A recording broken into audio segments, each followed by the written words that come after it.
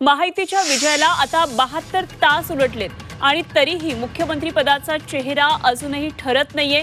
नव्या सरकारच्या शपथविधीची तारीखही अजून ठरलेली नाहीये। भाजप आणि शिवसेनेमध्ये मुख्यमंत्री पदावरून सध्या रस्सीखेच सुरू असल्याची चर्चा आहे।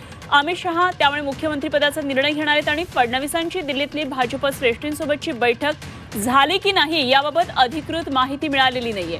तेव्हा महाराष्ट्रात महायुतीला मिळालेल्या प्रचंड विजयानंतर मुख्यमंत्री कोण होणार हा प्रश्न आता विचारला जातोय आणि हा प्रश्न अजूनही अनुत्तरित आहे। महायुतीचा विजय होऊन आता 72 तास जवळपास उलटलेले आहेत आणि राज्यामध्ये नवीन मुख्यमंत्री कोण असतील, नवीन सरकारचा शपथविधी कधी होणार असे अनेक प्रश्न उपस्थित झालेले आहेत आणि या संदर्भात आणखी सविस्तर चर्चा करूया, माहिती जाणून घेऊया। आमचे प्रतिनिधी ओम देशमुख सध्या आपल्याबरोबर जोडले गेलेत।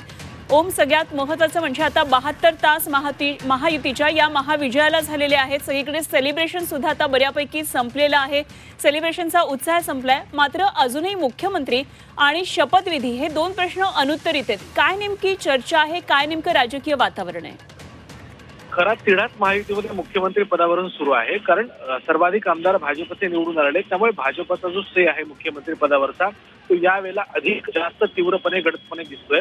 दुसऱ्या बाजूला विद्यमान मुख्यमंत्री असलेल्या एकनाथ शिंदे यांच्या शिवसेनेकडून नेत्यांची विधानं अशी येत आहेत की पुन्हा एकनाथ शिंदे मुख्यमंत्री व्हावेत अशी धारणा आहे, तसं जनमत देखील आहे आणि मुख्यमंत्र्यांच्याच नेतृत्वात निवडणूक लढवलेली आहे। या सगळ्यामध्ये तिसरा घटक पक्ष जो आहे राष्ट्रवादी काँग्रेस, त्यांनी मात्र यामध्ये भाजपला पाठिंबा दिला आणि भाजपचा मुख्यमंत्री होत असेल तर आमचा भाजपला पाठिंबा असेल असं त्यांनी म्हटलं। त्यामुळे महायुतीमध्ये मुख्यमंत्री पदावरून जो काही संभ्रम आहे तो अद्यापही कायम आहे।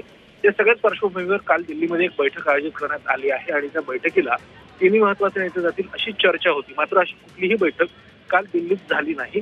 त्यामुळे दिल्लीतल्या पक्षश्रेष्ठींसोबत भाजपच्या नेत्यांसोबत महायुतीतल्या नेत्यांची जी काही बैठक आहे ती नेमकी कधी होणार आणि अंतिमतः अमित शहा याबाबतचा जो काही निर्णय घेणार आहेत तो नेमका कधी घेणार आहेत हे देखील पाहणं महत्त्वाचं असणार आहे। आज राज्याचे विद्यमान सध्याचे मुख्यमंत्री असलेले एकनाथ शिंदे हे आपल्या पदाचा राजीनामा देऊन त्यांचा कार्यकाळ पूर्ण झालेला आहे, त्यामुळे ते राजीनामा देतील अशी देखील माहिती समोर येते।